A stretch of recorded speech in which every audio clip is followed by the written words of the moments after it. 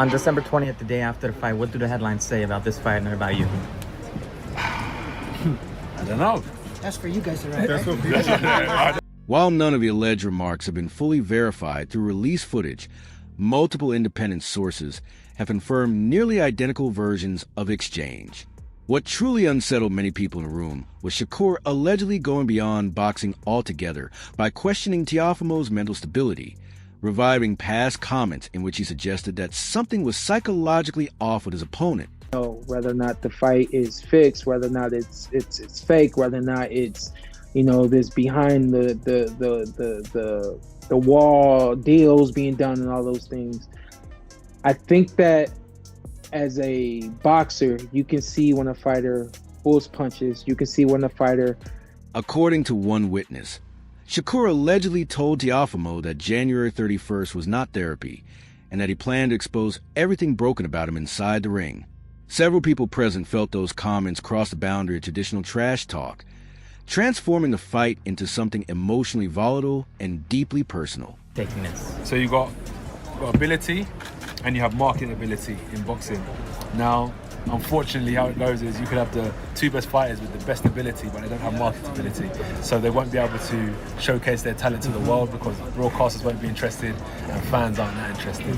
So what we need to do is bring the marketability aspect into the... Fan reaction immediately split into two opposing camps. Shakur supporters praised his composure, arguing that Teofimo and his father had spoken recklessly for years and were finally being met with calculated resistance. Meanwhile, Teofimo supporters dismissed Shakur's confidence as overconfidence, predicting it would evaporate the moment real power landed. The face-off quickly turned into a viral battleground of body language analysis, predictions, and heated debate.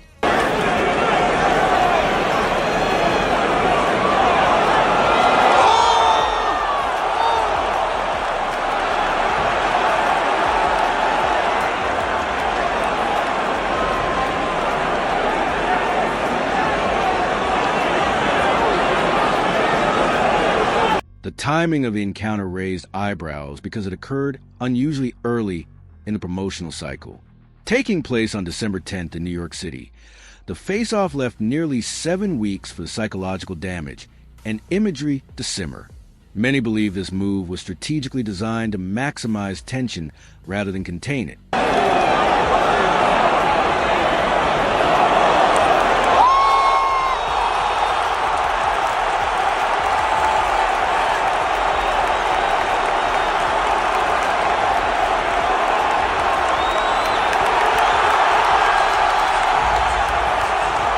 Sources close to the promotion suggested that Turki Alshik intentionally scheduled the face-off early, believing that letting the words linger would make the fight increasingly personal.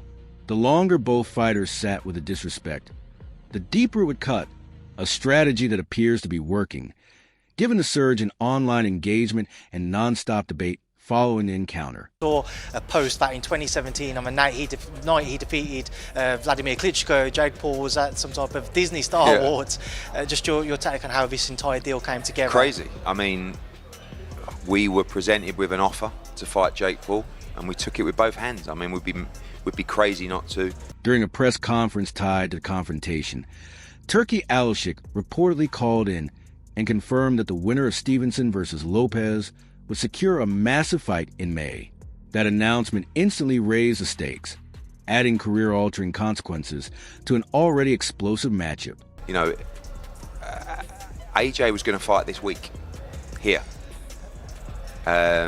We didn't sign a contract, but we made an offer to Cassius Chaney. We were going to fight an 8-round fight here. We were going to rock up on fight night, just wrap the hands, and no one was going to know about it. And you wouldn't have seen him all week. We would have just turned up fine. The face-off also highlighted a clear philosophical divide between the two fighters. Teofimo allegedly emphasized unpredictability as his greatest weapon, while Shakur reportedly countered that true elite fighters rely on consistent fundamentals rather than chaos. That exchange perfectly summarized the stylistic clash defining this fight. That was not a boxing match. Jake Paul had a very healthy fear for his life while he was in there. He was running away. He was trying to get distance. Then he was trying to step in to win this contest. And then he's trying to get out of the way so that he doesn't get hurt again. He was fighting. As both fighters returned to their respective training camps, The boxing world was left buzzing with unanswered questions. This confrontation wasn't just about hype or promotion. It exposed ego, history, pressure, and legacy, setting the stage for a January 31st showdown that now feels inevitable, volatile, and impossible to ignore. And now we're doing an 8-rounder a few weeks later for a 40th or 40 times the money we were going to get to fight tonight against Jake Paul. You can't make it up. I think it's crazy. I think Jake Paul, respect to him, but it's a terrible decision. Shakur Stevenson and Teofimo Lopez finally sat face-to-face in a seated encounter that instantly sent shockwaves through the boxing world. This was not routine promotion or scripted trash talk. It felt personal, tense, and calculated, with multiple people in the room, describing an atmosphere so heavy that even seasoned boxing insiders felt uncomfortable watching two undefeated champions lock eyes, knowing every word spoken would echo into January 31st at Madison Square Garden. Jake was fighting for his survival. You could see that this animal who's been caged and is just trying to make it through. It was incredible. And any boxer that wants to say, well, that wasn't high-level boxing, go ahead. I won't argue with you. But any human that says that wasn't a fight, yeah, it was a According to several witnesses, Shakur Stevenson leaned into the moment with chilling calm and told Teofimo Lopez that January 31st would be the night his entire legacy collapsed.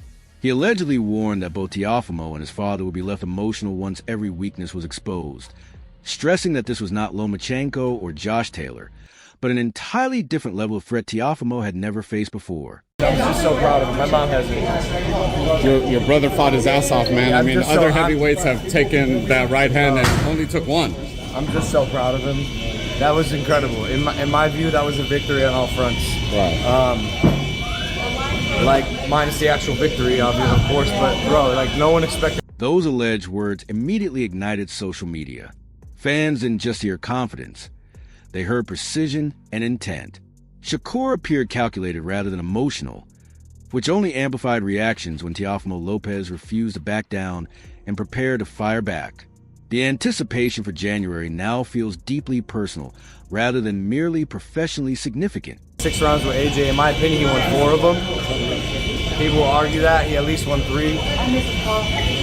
No one expected him to last that long. Rolled his ankle, broke his jaw. Fighting, man, that's toughness. Most people wouldn't have the balls ever to step in a boxing ring in their life. He stepped in a boxing ring with one of the baddest men on the planet, who's 40 pounds heavier than him and 6 inches taller. Even before the intense face-off began, tension was already boiling. Teofimo Lopez Sr. reportedly clashed verbally with members of Shakur Stevenson's team, allegedly claiming that Shakur had never faced elite competition like his son. He insisted that January 31st will reveal levels the world had not yet seen. Comment insiders believe only fueled Shakur's internal fire further. For that knockout. Absolutely. And where is the Tyson Fury Joshua fighting happening now? Yeah, it should happen. I think it should happen. Who wins it? Who wins it? Oh, don't ask me too soon. It's too soon for that, man. Excuse me, Lennox. I'm sorry. I miss you, Lennox. Hey, what's going on, buddy? Man? Good to see you. Yeah, man. Just let me know your thoughts on Jake going 6 rounds with AJ. The build-up to this moment had been brewing for months through interviews and social media shots exchanged between both camps. When the face-to-face finally happened, sources say Shakur maintained an ice-cold stare, barely blinking, projecting the energy of someone who already believed the outcome is inevitable.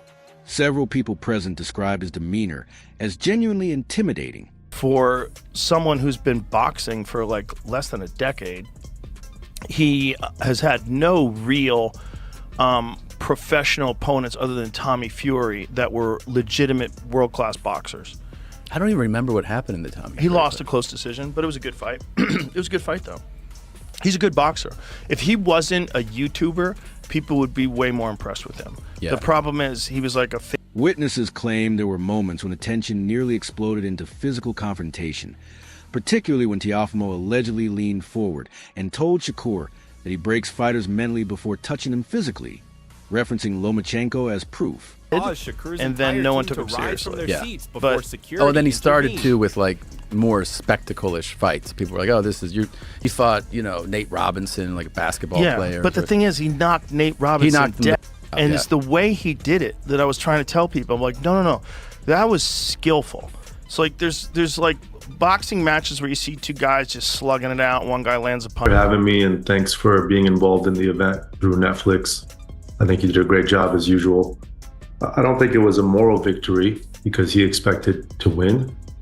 I do think he showed who he is as a fighter. I think he deployed the strategy that he was very clear about going into, that he was going to look to make AJ miss, and AJ missed. For having me, and thanks for being involved in the event through Netflix. I think you did a great job as usual. I don't think it was a moral victory because he expected to win. I do think he showed who he is as a fighter. I think he deployed the strategy that he was very clear about going into, that he was going to look to make AJ miss, and AJ missed. Like, we think about you to fight Jake. I'm like, what? Say, we think about you to fight Jake to replace Javante. I'm like, who's Jake? You know, like, I was so confused, you know, like, I wasn't expecting that at all. And he said, yeah, Jake Paul, you know, he's fighting. And I'm like, no, bro, come on, don't. A number of times. And ultimately, I think the weight of AJ caught up to Jake Paul. If you look at the first 3 rounds, AJ wasn't really able to touch him. But when AJ was in a clinch with him a couple of times, pushed down on the back of his neck, pushed down on the back of his head. I mean, don't disrespect me like that. And then they even say like, they even come out after and say, and what if the number are good? He sent out some number. I'm like, it's not about the number. If it was about the number, we could have started talk. I would have tell you, I'm not just interested. It makes no sense for me. It's not my what I'm looking. Takedown. Again, that was Jake trying to engage in the clinch, and AJ smartly moved back.